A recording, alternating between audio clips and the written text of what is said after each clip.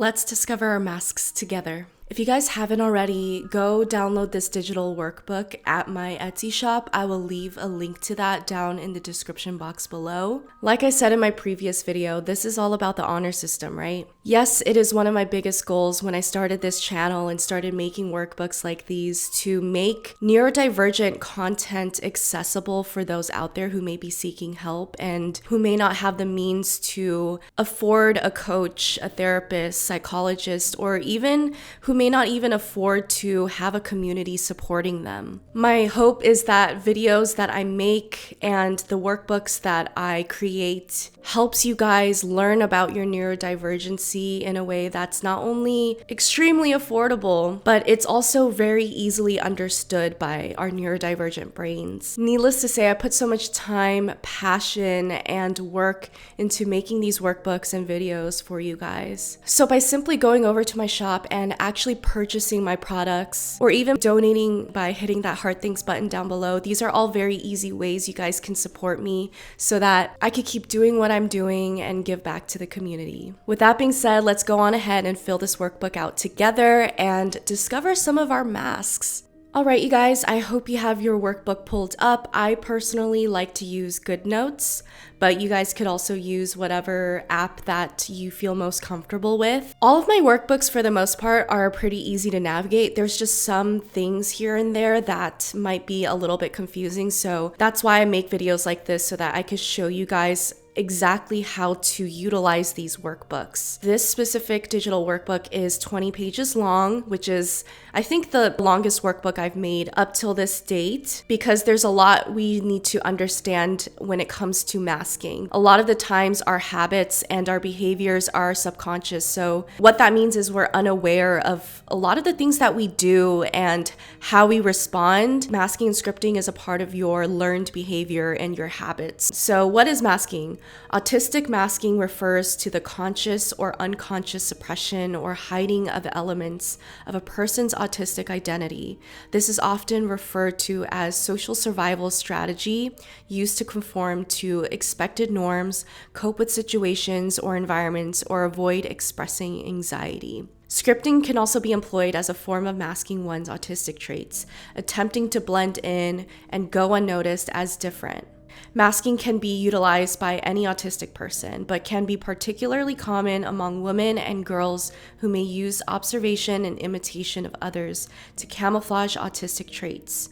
For this reason, autistic women, girls, and gender-diverse individuals tend to go unidentified, undiagnosed, and misdiagnosed for longer periods of time and may not receive a diagnosis until well into adulthood, if at all. This is also a very, very important reason why I wanted to make a workbook that helps us understand our forms of masking more, because as a woman with ADHD and autism, it was pretty difficult for me to receive my diagnosis. It was not smooth. I needed to go to multiple different practitioners to get the final diagnosis. A big reason why is because a lot of, like this quote says, women, girls, and gender diverse individuals, we use camouflaging and masking as a form to try to survive within social situations. Because of that, we end up getting so used to blending in that when we go in for assessment or things like that, the medical professional may not be able to have the detailed eye to see past those masks. So by making this video, by making this workbook, I'm hoping that I could really help other women and girls and gender diverse individuals out there understand your masks a little better. So when you're going in for assessment, for example, you can understand that that is a place where you shouldn't mask, because you want to let the medical professional see your neurodivergent self as authentically as possible. But let's say for your job or other social situations, those are places where you can more freely use your masks in a way that will benefit you. Masks are not necessarily a bad thing. It should be something that we can utilize and use to our advantage when we want to. Masks also don't have to be you pretending to be someone else or a fake version of yourself. Masks can very much so be authentic versions of yourself. It's just, you're putting a lot more intention into being a certain aspect of yourself in a certain situation. Part of integrating your autism or your neurodivergency into your life isn't necessarily about unmasking fully and never masking ever again or never scripting ever again. That's not really realistic, and that's not necessarily even good.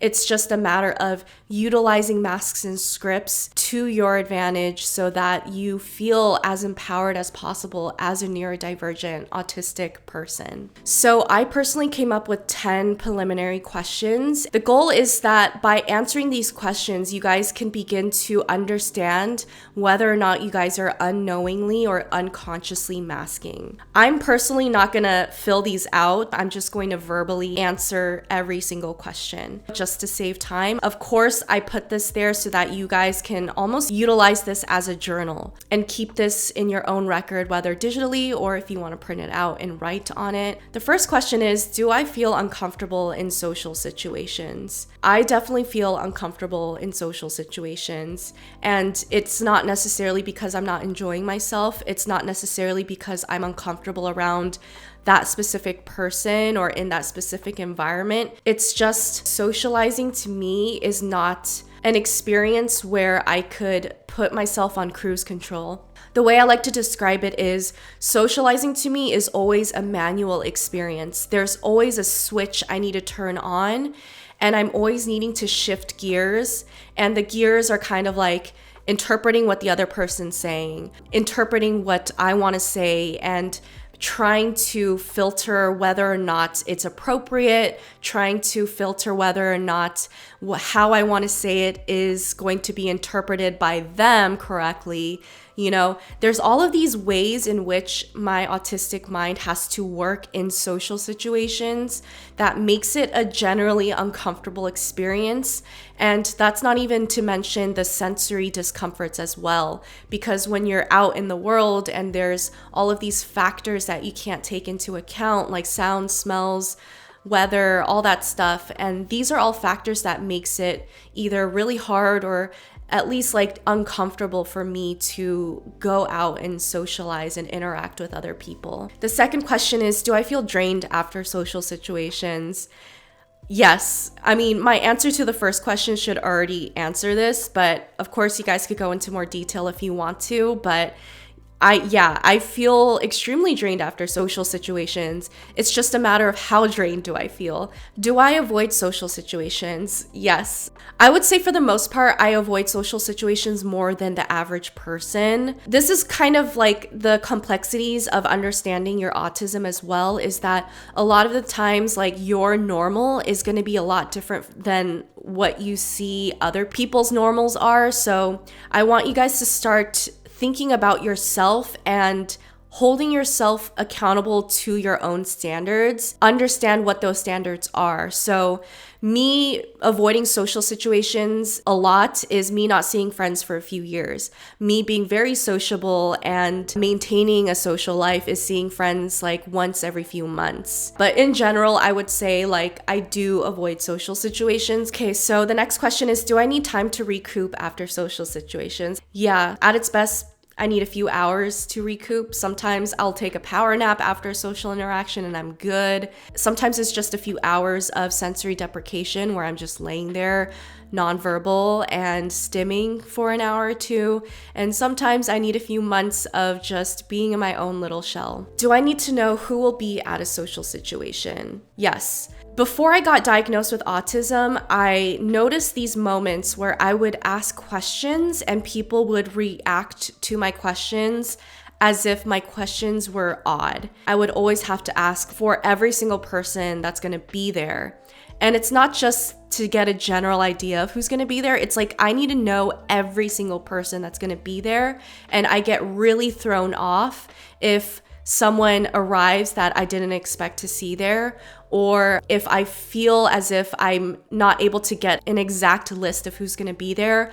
I don't go to the social interaction at all because I can't know how to mask and script if I don't know who I'm going to be talking to and interacting with. The next question is, do I need to know where the social situation will be? So the more you ask these questions, the more you'll realize that you are perhaps someone who is masking, because part of knowing how you want to present yourself, how you want to show up to an interaction, how you want to talk, all these different conversations that you're preparing in your head for is dependent on these very factors. Who's going to be there? Where is it going to be? And also what you guys will be doing. These are all things that I was constantly factoring in. And if I felt like these factors were not solidified, I most likely didn't go to the social interaction because I just didn't know what I was preparing myself for. I didn't know what to prepare for.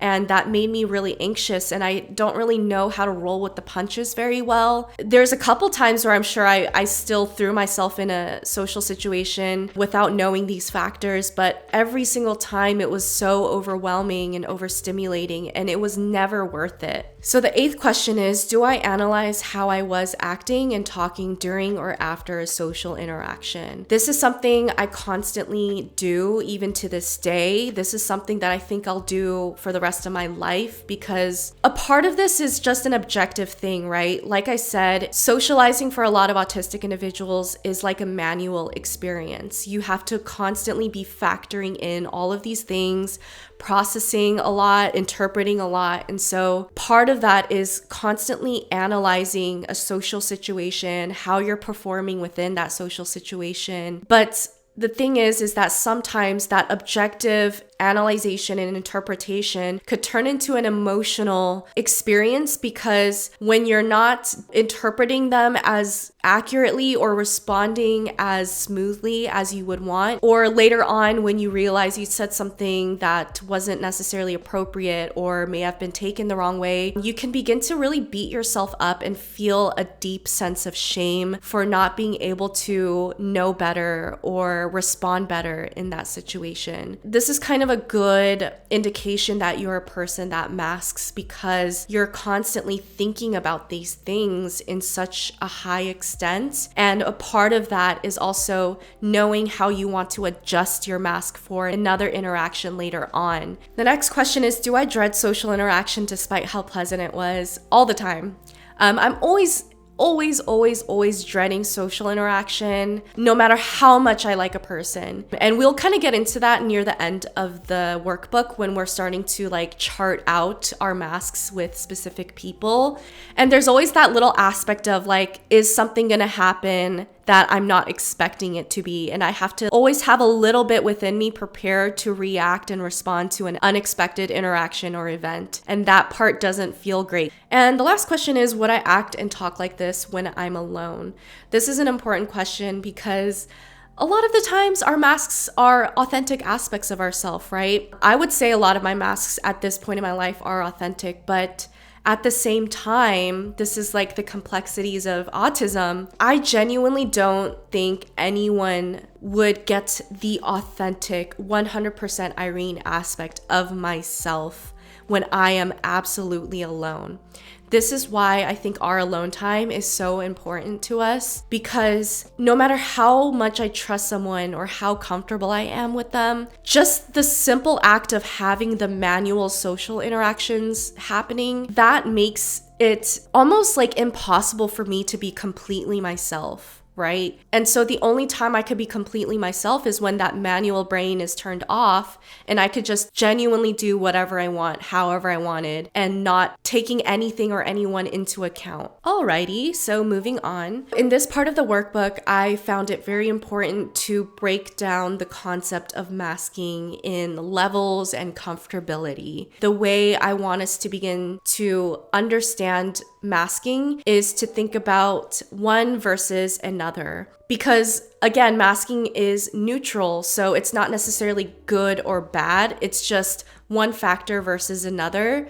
And so as we understand these levels of masking, we can begin to measure what our masks are and what they feel like to us. You could begin to really tune into your feelings and then connect that feeling to a specific mask. Authentic versus inauthentic. How true to myself can I be? Open versus judged. Can I be open and honest, or do I feel judged? New versus history. Is this person new, or do we have history together? Stable versus sensitive. Is this person stable, or is this person sensitive? These are things that you should ask yourself when you are interacting with a person or in a situation. I'm not going to get fully into it because I already explained this and went over this in my previous video, but these are factors based on the levels of masking and scripting that affects your comfortability levels when it comes to utilizing a specific mask. At its best, you feel fulfilled and energized, so the mask feels natural, the interaction is comfortable, and the interaction is also successful. At its worst, you may have a meltdown, so you're anxious about the mask, the interaction is harmful, and the interaction is also unsuccessful. Now I'm going into the levels of scripting. So familiar versus unfamiliar. How familiar am I to this dynamic? Practice versus unpractice. How many times have I practiced this script? Interested versus disinterested. Am I actually interested in what we'll be talking about? Effort versus success. How much effort do I have to put into the conversation, and how smooth is it? Breaking down masking and scripting further into categories is understanding what situations we would be utilizing masks for. Situations would always have to be social in some capacity, so family situations, relationships, work, friends, strangers, and hobbies. So now we're going into the important part of this workbook, and that is how we're going to understand our masks in more specificity. And that's by going into every category of people in your life and measuring exactly how you experience this person. This is where you can begin to see what types of masks you use around this person based off of your experience with them. As I fill this out, you'll begin to understand how to fill this out yourself. It's different, but I think you guys will pick it up really fast and really easily. So pay attention. This is the most important part of the video, okay? All right, so the first category is family. I'm gonna fill this out and try to keep these people anonymous, just out of respect. But for family, I'm gonna put my mom first because she is someone that I interact the most with in my family.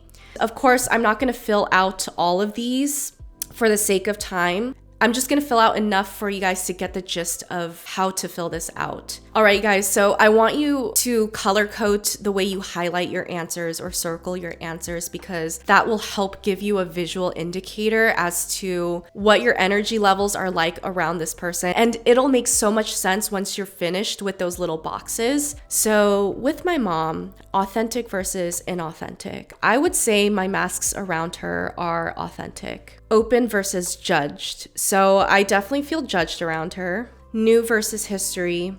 We have history together. The reason why I highlighted history in red is because history doesn't necessarily have to be a bad thing, but in our context, it's bad because there's a lot of like trauma that I've experienced with my family and with my mom in particular. So in this specific case, history is not necessarily a good thing, doesn't affect our relationship in a good way. That's why I highlighted it in red. For other people in my life, history could be highlighted in green. Stable versus sensitive. She is a sensitive person. Her feelings get hurt very easily, and she misunderstands me a lot and misinterprets me a lot. Familiar versus unfamiliar. I will say my masks and scripts around her are familiar, just because I've known her my whole life. Practice versus unpracticed. I practiced it a lot. Interested versus disinterested. I'm going to say disinterested. I am very different from my mom. We do not like the same things. Effort versus success. So I'm going to put effort as a green because I put minimal effort into our interaction,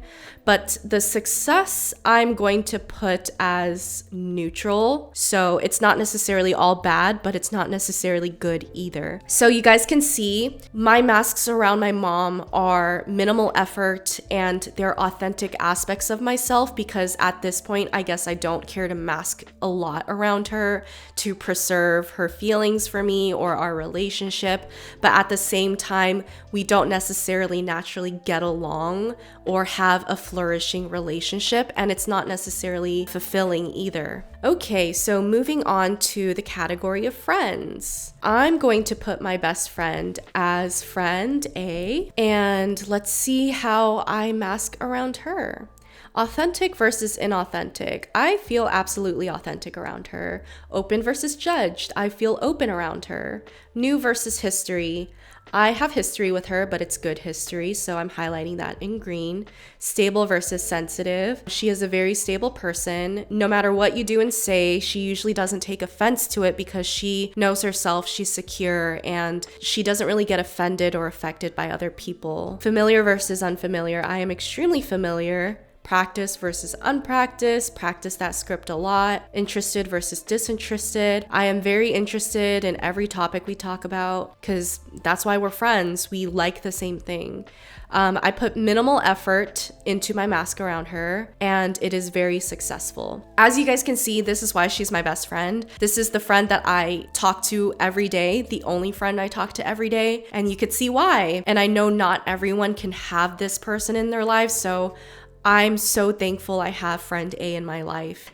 But moving on to another friend, let's see what my relationship with friend B is like, how I mask around her. Maybe this will give me an answer as to why I don't see her very often. Authentic versus inauthentic. I'm gonna say inauthentic, and I'm gonna highlight that in orange because it's not necessarily that the mask is not authentic to myself, it's just that I can't respond exactly how I would want to because you guys will see. Open versus judged. She is pretty judgmental. New versus history. I'm gonna say we have history together. Stable versus sensitive. She is extremely sensitive. This is the biggest reason why I highlighted inauthentic in orange. She is very sensitive. She has a lot of stuff that she deals with in her life, and a natural part of that is that she will misinterpret things very easily or take offense to things or feel very down on herself. As someone who loves and cares about her, that means I have to manage myself a lot more carefully around her so that I am conscious of her and making sure that she's okay and not getting her feelings hurt by me and things like that. Familiar versus unfamiliar. So I am familiar. Practice versus unpracticed. Practiced. Interested versus disinterested. I'm gonna generally say I'm disinterested in our conversations just because she kind of talks about herself a lot. Other than that, we don't get to talk about anything really. So I'm gonna put maximum effort, and the success is actually green. So this one's interesting, right? The success of the interaction is good. It goes smoothly. I'm sure she leaves our interactions feeling really great and fulfilled. But for me, I don't, because as you can see, there's a lot of red and there's a lot of orange. It takes a lot out of me to be able to interact with her. I don't necessarily get fulfillment out of it, and I don't necessarily get to feel comfortable interacting with her either. So as you guys can start to see the differences between every person and how that affects you, this is how we can begin to understand our masks. All right, so we're gonna move on to the category of relationships. For the sake of relationships, instead of relationship A and B, I'm gonna do the same person, but the beginning of the relationship versus now, because I want you guys to see how your masks can transform over time with the same person. I was authentic around my current partner in the beginning. Open versus judged. I'm gonna say I felt pretty open around him.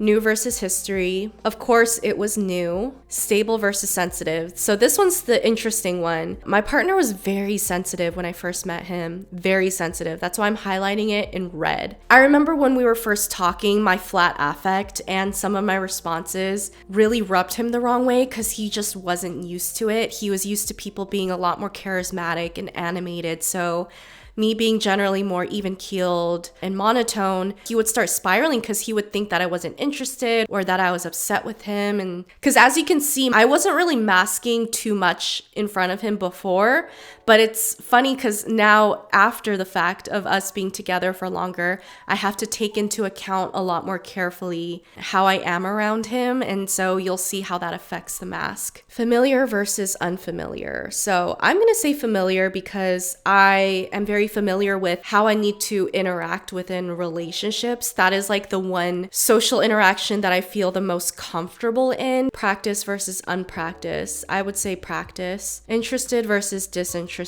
I would say I'm pretty interested in all of our topics we talk about. And so in the beginning, I didn't really put much effort into masking too much. The success level was, I'm gonna put orange. There were a lot of hiccups in the beginning of just like misunderstandings. So now we're gonna see how our relationship is now.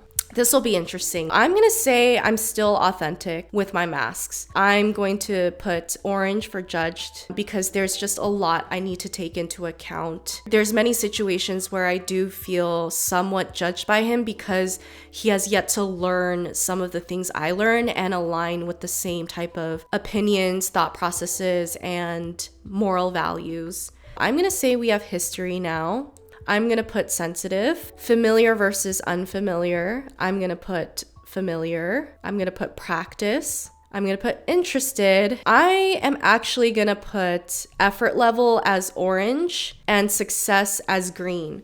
So this is the interesting part, you guys. See how effort in the beginning was green and the success was orange. Now the effort level is orange and the success is green. What that tells me is that I have to put a lot of effort into our relationship because he is more sensitive and there's moments where he judges me in order to make the relationship more successful. This would be really interesting for me to fill out after more time has passed, like let's say a year or 2 years, to see how this may change. I hope you guys are starting to get the gist of this. Moving on to work. So I'm going to dissect my manager and what type of masks I utilized around her. I actually really like this manager, and maybe if I fill this out, I can really see why. I felt authentic around her. Open versus judged. I felt very open with her. I had history with her. I'm going to kind of evaluate our relationship near the tail end of me quitting. Stable versus sensitive. She was extremely stable. Hardly took things into offense. Familiar versus unfamiliar. I was familiar with our dialogue because, I feel like in working environments, the type of conversations you have and the way you speak is very specific. Practice. Interested versus disinterested. I was interested in the conversations we had. So I felt like the effort level was pretty minimal and the success was pretty high. Yeah, this is a good reason why I like this manager because everything is green here. I'm gonna think about a coworker that I really didn't get along with. Let's see why. I had an authentic mask around her. I wasn't pretending to be anyone else. I was extremely judged. New versus history. She was a new person, but I'm highlighting that in red because I just didn't seem to feel comfortable around her. We just seemed so different. She was extremely sensitive. I was unfamiliar with how to mask around her specifically in that environment. So therefore, the script was unpracticed. Interested versus disinterested. I was completely disinterested in our conversations. And I'm gonna put for efforts red because throughout me working with her, I had to do so many things to try to accommodate her. I was literally jumping through hoops and it was always failing. Every interaction got worse as time went on. So as you can see, coworker A, we did not get along. I actually had like a 3-month burnout after quitting that job because I worked with her for only like a few months and it literally just like drained me to no other. Okay, moving on to strangers. Oh, okay, this one will be interesting to fill out, right? Let me think about a stranger I came across the other day. This one's fun. I'm gonna put shop guy.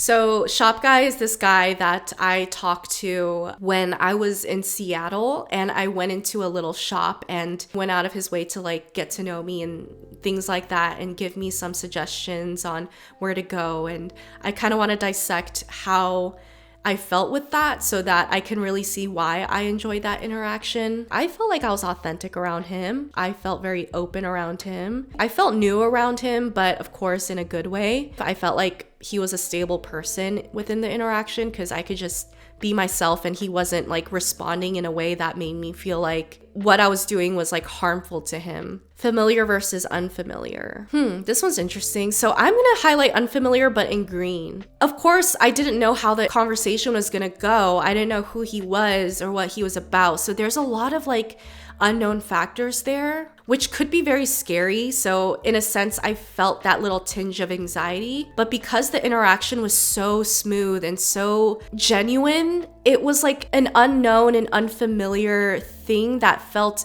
good, you know? And those type of interactions always stick with me because as an autistic person, I like knowing what to expect, but when there are moments that is so unfamiliar and unknown, but actually goes over well, that stuff like surprises me so much, but in such a great way that makes me feel so good and fulfilled. Practice versus unpractice. Unpractice, again in green. I was interested in our conversation. For effort, I'm gonna put orange because of the unfamiliar and unpracticed. So there's a little bit of that manual brain turned on of like needing to respond to things that I didn't know was gonna be said. So needing to like think on my feet. But the success of the interaction was green. And this is a good visual indicator that even though an interaction could go really well, it doesn't mean that you didn't have to put in effort. Okay, so I'm gonna try to think of a bad interaction with a stranger. I remember this customer very vividly, and let's see why. I was responding authentically. I felt very judged by her. She was new, but not in a great way. She came at me with a very aggressive demeanor, very mean. I'm gonna put sensitive. Everything I said, everything I didn't say, she took offense to it. It was like I couldn't win with her. I'm gonna put unfamiliar. So I didn't know how she was gonna respond to me. I didn't know how the interaction was gonna go, but it didn't go well. I was completely disinterested in our interaction and what we're talking about. As for effort, I'm gonna put red, but not because I'm trying to make the interaction go well. It's more like I'm putting a lot of effort to try to regulate myself in such a bad interaction. We didn't have a successful interaction at all. Okay, so I think this one's the last page. I'm gonna put my coach as someone I interact with pretty often within my hobby. So I'm gonna put authentic. This one's gonna be interesting because I do feel uncomfortable around people that I know in my hobby, and maybe I could figure out why when I fill this out. So I'm actually gonna fill out judged in orange. The thing is, I don't feel judged because they make me feel judged. I know so many amazing, loving people within my hobby. I know for a fact that they don't judge me, but I think it's because I admire them so much and care about them so much. And so in that sense, I feel like I'm holding myself to such a high standard, and it's not because I see them as judging me, but I'm judging myself. We have history together. They are very stable. I'm gonna say familiar and practice. I am very interested. Of course, it's a hobby. And for effort, I'm gonna put maximum effort and the success as green. As you can see here, I have so much fear of like the interaction going bad, and I don't want that to ever happen. So that's why I put so much effort into making sure the interactions are always good every single time, and I can never slip up. So this is a really good example of how someone you love in your life can be a really great person, and they could be so open to you, but because of that, you don't want to mess it up, and that's why you put so much effort into it. And this is also a good reminder that no matter where you are in your journey with your autism, you could still struggle with stuff like this. Like, I hope that I could get to a point where I can not judge myself as much, and I could just be as open as I can be with people like him and not have this fear that I'm going to like mess the relationship up somehow. But yes, you guys, I hope this video has been helpful for you. I hope you guys had some fun